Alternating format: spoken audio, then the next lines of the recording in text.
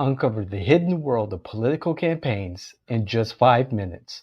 Join me, your host, David Washington, on Countertop Politics every Monday for exclusive campaign insights, tantalizing innuendo, and the secret sauce behind successful political campaigns. Don't miss out. Let's go.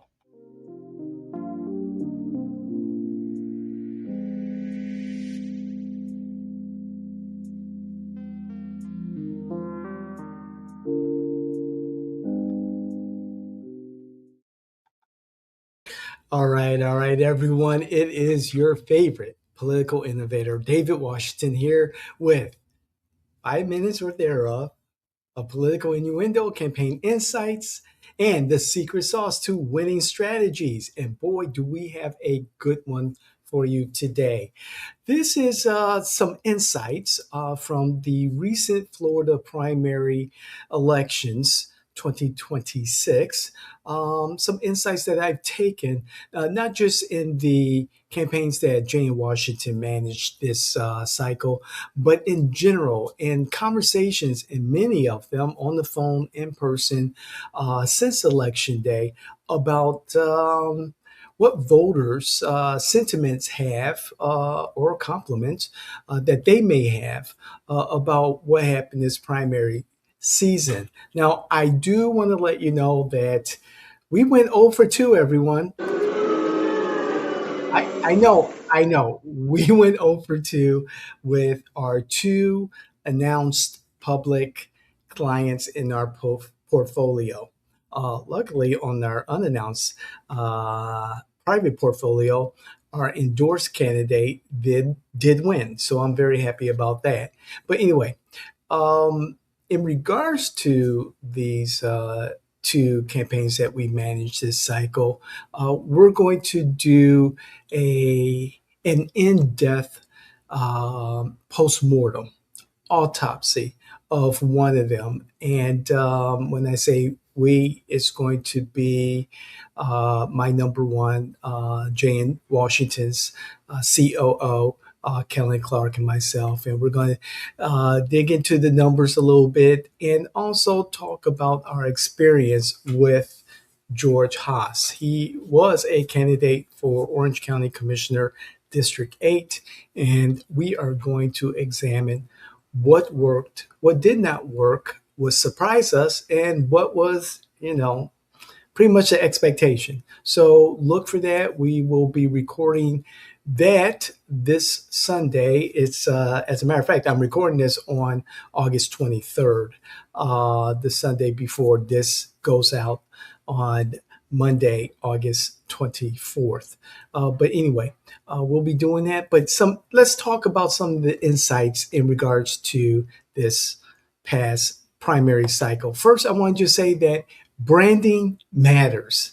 Voters' recognition and familiarity of a candidate's name, logo, and overall branding is vital. Voters need to know your name and who you are, period. Number two, the early bird. Starting your campaign 12 to 8 months before vote by mail and early voting begins. Again, starting your campaign 12 to 18 months before vote by mail and early voting begins allows the campaign to set the campaign election tone early, identifying key media, financial resources, and supporters as early as possible matters. This it does not mean that a candidate must establish a fully operational and funded campaign 18 months out. However, this early approach establishes a sound strategy at little cost. So think about that. Third, I want you all to understand whether you're a candidate or future candidate or even the electeds, voter indifference and uncertainty. Turnout here in Orange County was approximately 22%. Voter engagement in our civic duties is poor. Poor marketing of the primary election contributed to a lack of engagement. I've gotten so many And this is not being, melodramatic or anything or hyperbole. This is the truth.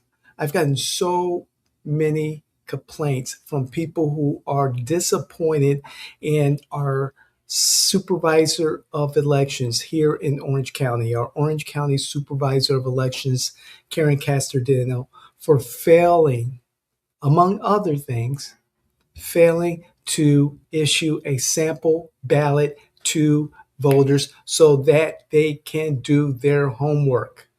That's another kind of voter suppression. Good job, KCD. Anyway, of the two campaigns that we managed, let me get back to voter indifference and uncertainty. Uh, Voters rely on their family, their friends, and work associates for candidate recommendations. Having that voter ballot sample, for instance, a sample ballot in front of them would have made that research, those conversations, a little bit more easy. And this is specifically the case for judicial elections. I cannot tell you in our judicial race that we managed for Coffee Kennedy,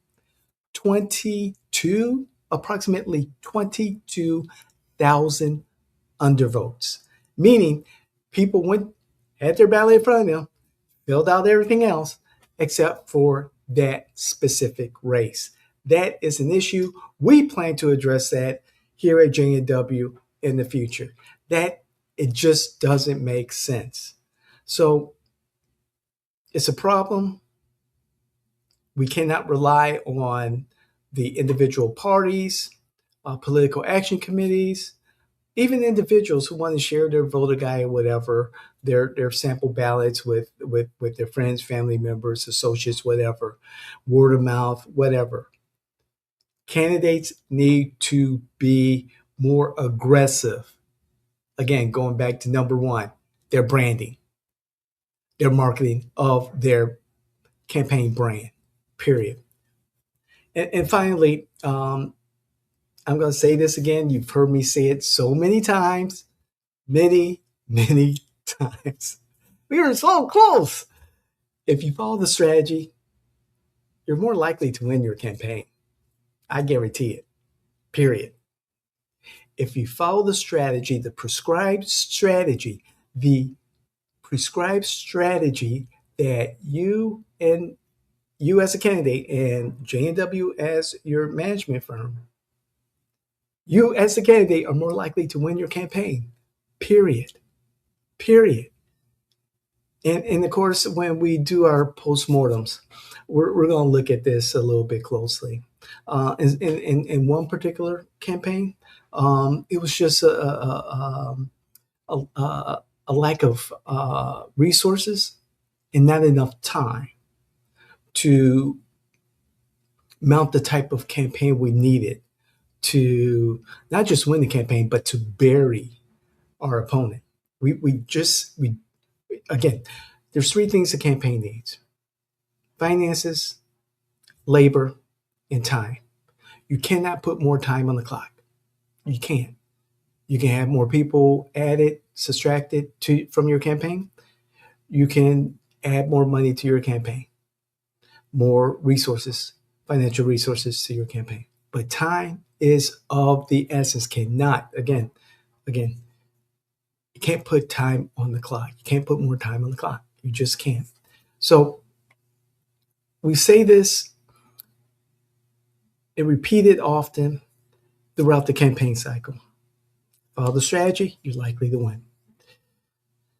And it's difficult to watch a campaign start enthusiastic about following the strategy, but seeing the candidate spiral away from that strategy because everything else unravels.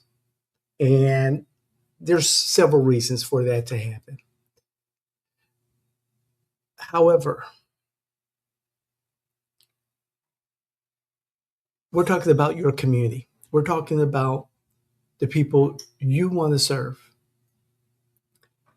And as a citizen servant, citizen um, servant leader, at the end of the day, it's all about them.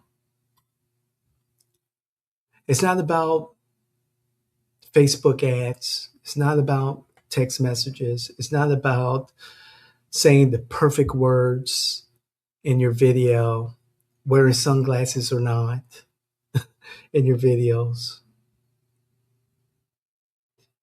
determining that, oh, you like this specific color of gold on your website versus this specific variant of gold on your website. It's not about what you think as a candidate is the value of the services that are provided to you as a candidate from the firm that manages you. What matters is the fact that you are willing to serve your community with the best intentions and the best ideas of your community, moving you to the forefront to do so as an elected official. So, in saying all that, I posted these 5 quick takes of the primary season in the community that I am a part of. It's called Take America Back, and it's all about preparing generations of individuals who want to do better for their communities. Those leaders who will bring the best ideas from their communities and implement those ideas as electeds and take America back. It's a thrilling community for me because I'm meeting individuals who have some experience in the elected space. I'm meeting people who are actually running, for office, and I'm encouraged by the questions, by the purpose, by the mission, and by the leadership that these individuals are exhibiting and showing and having discussions about. So kudos to Stephen Kuhn. Great job. There's so much ahead for Take America Back. It's all about the citizen servant leaders. And I am a very, very proud member of that organization. And it doesn't get any better. Well, yeah, it does. It's called the T8020 token and community, which, oh man, I'm so excited. Let's just say, look forward to the T8020 token and community. You'll hear about it as we move into the fall. So, on that note, thank you. We got a lot of work ahead of us for the November midterm election. If you think that this information was valuable in any way, or even not, please let us know. Comment.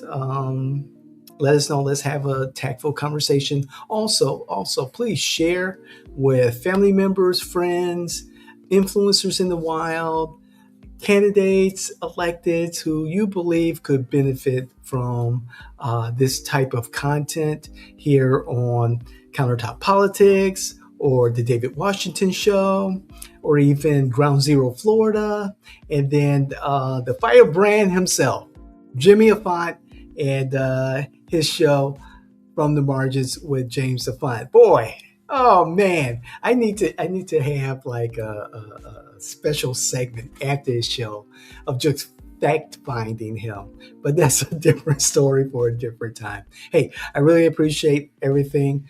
Thank you for growing our community. Thank you to our new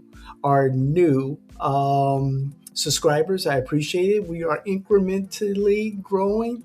I know I've been busy with the campaigns and the T8020 and other projects, but we're going to get back into a nice rhythm again. And I want to thank Jimmy for holding it down for the Jay Washington Network. I want to thank our UCF Shadow Night participants. You guys made it successful for us again. I want to thank my associates, Kellen, Kevin, oh Jesus, Sean, and everyone in the past, our intern, Roberto. Thank you, thank you, thank you, thank you. And of course, to our clients, official and non official, and of course, our community. God bless. I love you. I'm David Washington. We'll see you the next time. Bye.